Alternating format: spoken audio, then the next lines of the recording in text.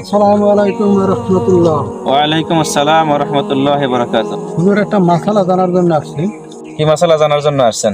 আমাদের মসজিদে অনেক সময় ইমাম সাহেব ছুটিতে চলে যান, তখন আমাদের তালবে ইলম নাবালেগ ছাত্র থাকে, তাদের পিছনে নামাজ আমরা পড়তে পারবো কিনা? দেখুন, ফরজ নামাজ যিনি পড়াবেন শর্ত হলো তিনি বালেগ হতে হবে। অর্থাৎ ফরজ নামাজ আল্লাহ তাআলার যে নির্ধারিত ফরজ নামাজ, বালেগদের উপরেই ফরজ, নাবালেগদের উপরে নামাজ ফরজ নয়। কাজী ইমামতি যিনি করবেন তিনিও বালেগ হবেন, প্রাপ্তবয়স্ক হতে হবে।